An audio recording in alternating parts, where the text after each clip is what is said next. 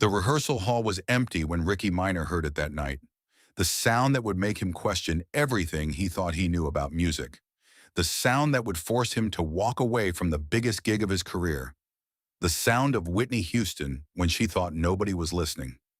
Before you hear what happened that unforgettable night, hit subscribe button and drop a comment below about a moment that changed how you saw your passion forever. Los Angeles, February 1993. Rickey Minor walked into the Shrine Auditorium on a cold morning with the confidence of a man who'd seen everything. At 33, he'd already worked with legends. Stevie Wonder, Ray Charles, Christina Aguilera. He'd conducted for Janet Jackson, arranged for Luther Vandross. Another gig, Rickey told his wife Sarah that morning. Bigger name, sure, but still just work. His wife knew that tone. Never get too invested. Never let star power blind you. Whitney Houston, though, Sarah said.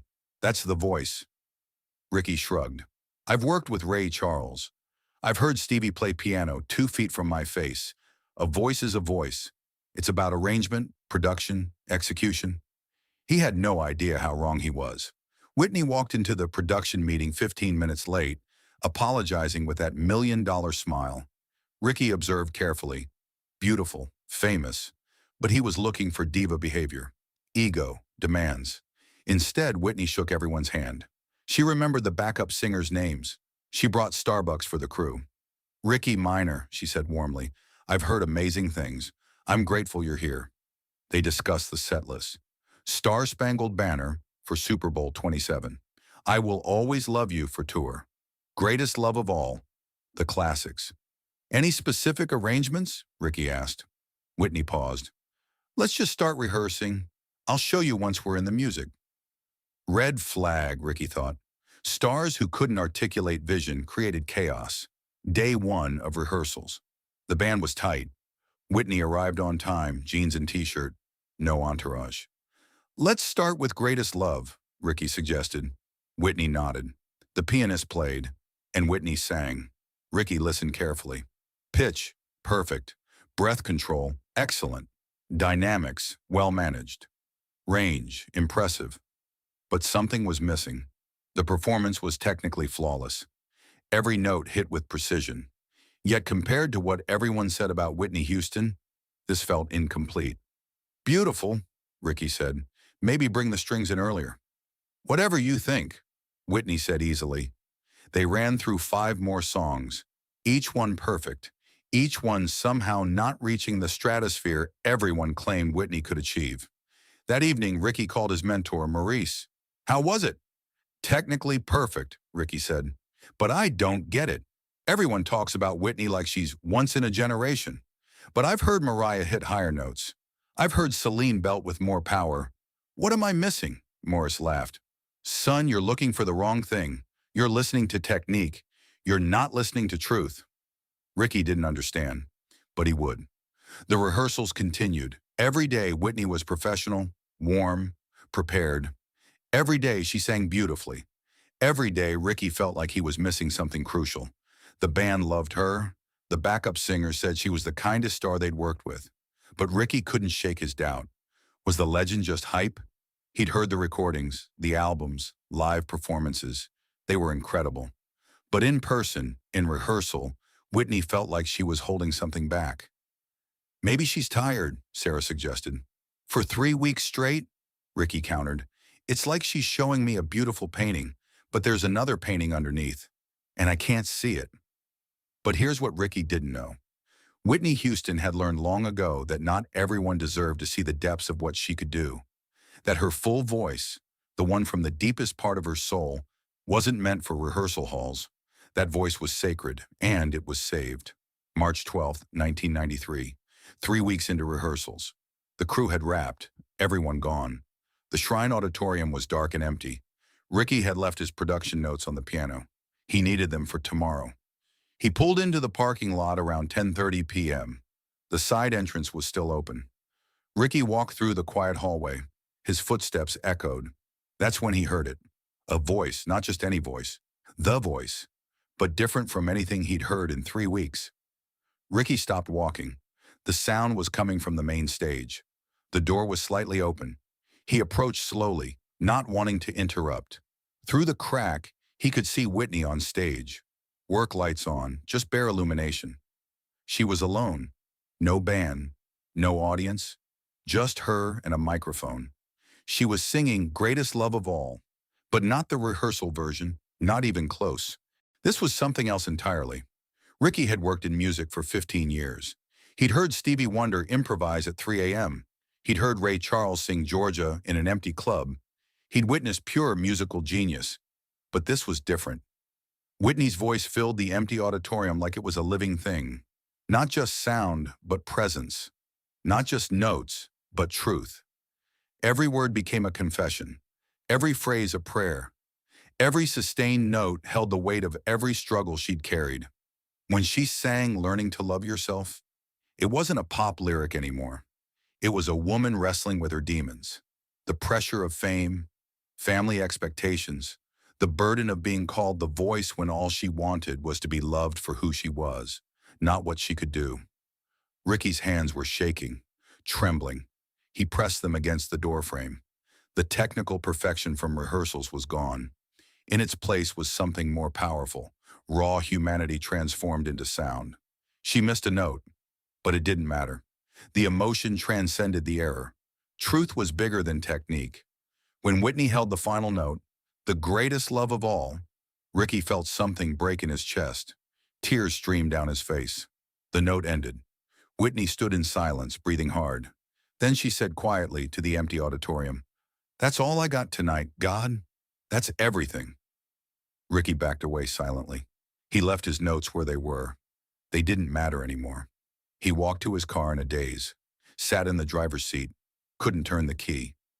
He called Sarah, almost midnight. "Honey?" Her voice sleepy. "Everything okay?"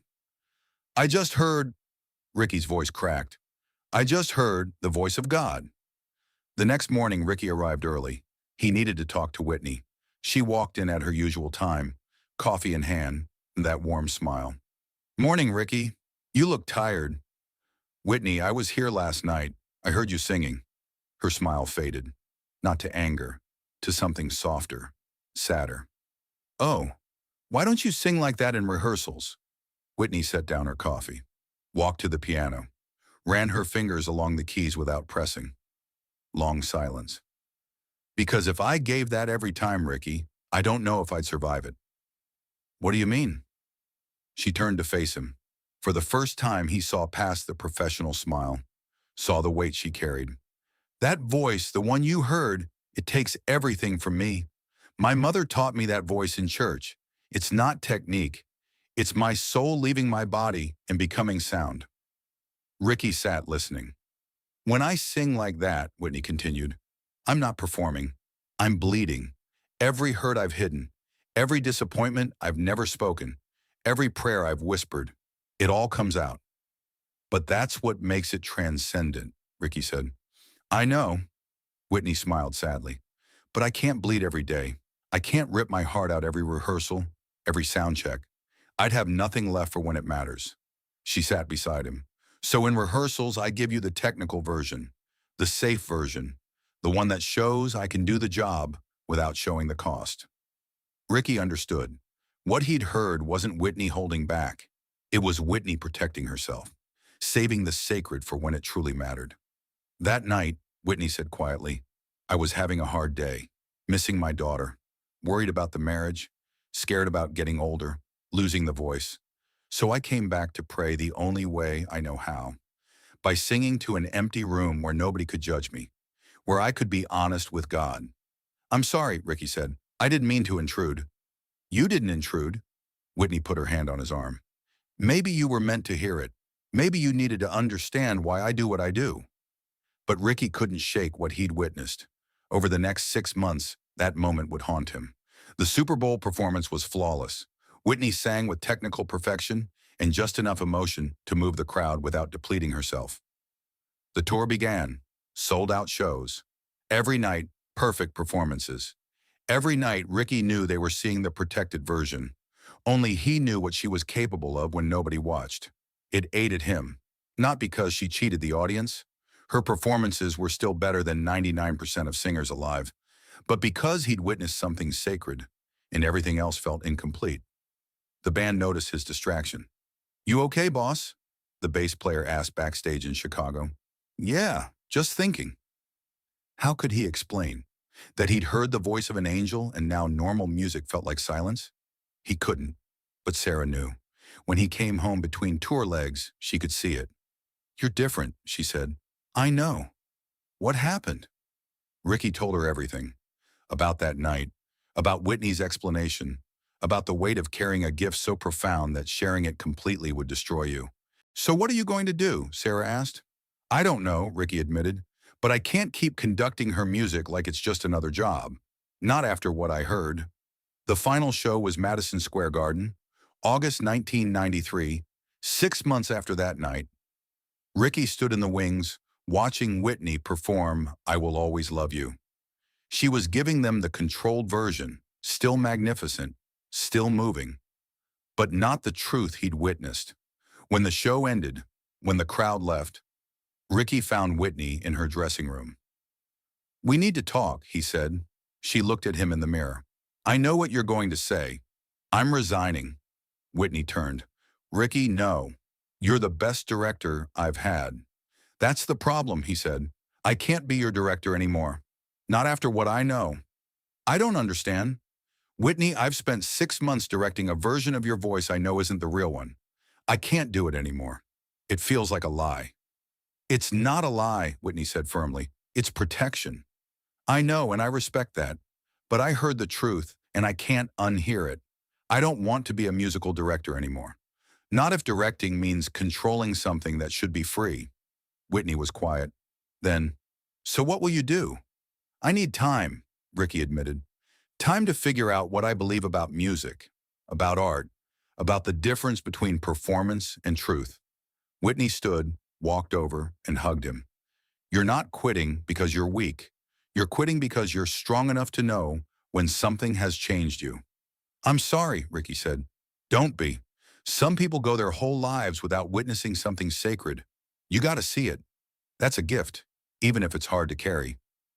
They stood in the empty dressing room, two people who understood that sometimes the most profound music happens when nobody's listening.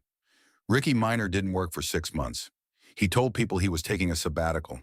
But the truth was, he was trying to find his way back to music after it had been redefined. He attended church for the first time in 20 years. Not because he was religious, but because he wanted to understand where Whitney's voice came from. That place where technique and spirit became one.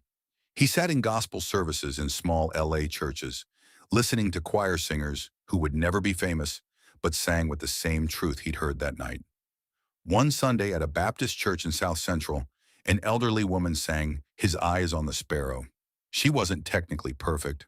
Her voice cracked, her vibrato shaky, but she sang with such honesty, such naked faith, that Rickey found himself crying again. After the service, he approached her. "Ma'am, that was beautiful." She smiled at him. "Baby, I just sing what I feel. Don't care about perfect notes. He cares about honest hearts." That's when Rickey finally understood what Morris had tried to tell him, what Whitney had been protecting. The difference between performance and prayer, between showing off and showing up, between technique and truth. He called Whitney from a payphone. She answered on the third ring. "Rickey, everything okay?" "I finally get it," he said. "You were teaching me something I wasn't ready to learn, but I'm ready now." "Ready for what?" "To come back, but differently. Not as someone trying to direct your voice, as someone trying to honor it." Whitney was quiet. Then, "The new tour starts in 3 months. Are you in?" When Rickey returned to work with Whitney in early 1994, everything had changed. Not the technical aspects. He still arranged strings, conducted orchestra, managed the band. But his relationship to the music was different. He wasn't trying to control it anymore. He was creating space for it. One night before a show in Atlanta, Whitney asked, "What did you do during those 6 months?" "I learned to listen," Rickey said. "Really listen. Not to what's being sung, but why it's being sung." "And what did you hear?" "That some voices aren't meant to be directed. They're meant to be witnessed, protected, honored." Whitney smiled. "Now you sound like my mama." They worked together for 3 more years. Every time Whitney performed, Rickey remembered that night at the shrine. The night he heard the voice nobody else would fully hear. Years later, after Whitney's death, Rickey Minor organized a tribute concert. Singers from every genre came: Mariah, Celine, Alicia Keys, Jennifer Hudson. Each sang Whitney songs magnificently. But at the end, Rickey stood at the podium. "I worked with Whitney Houston for years," he said. "I conducted her music, arranged her performances, stood beside her on the biggest stages. But I only truly heard her once. One night alone, when she thought nobody was listening. That's when I understood that the voice wasn't a title. It was a burden she carried with grace." He paused. "Everyone tonight sang beautifully, but you sang Whitney's songs. What I heard that night wasn't a song. It was a prayer, a confession, a piece of her soul turned into sound. And I've spent every day since honoring what that taught me, that the greatest music isn't perfect. It's honest. It doesn't show off. It shows up. It doesn't perform. It transforms." The audience was silent. "Whitney taught me that some gifts are too sacred to share all the time," Rickey continued. "That protecting your truth isn't weakness. It's wisdom. And that sometimes the most important music we'll ever make is the music we give to empty rooms, when we think nobody's listening. Because that's when we're really talking to God." In his office today, Rickey Minor keeps one photograph: Whitney on stage mid-performance, eyes closed, lost in music. But Rickey knows the truth. That wasn't the real Whitney. The real Whitney only appeared in empty auditoriums, singing to audiences of one, singing the way her mother taught her in church, singing like her soul was leaving her body and becoming sound. That's the Whitney he carries. Not the voice, not the superstar, but the woman who understood that some truths are too heavy to share all the time. Some gifts cost too much to give away completely. Some music is meant for God alone.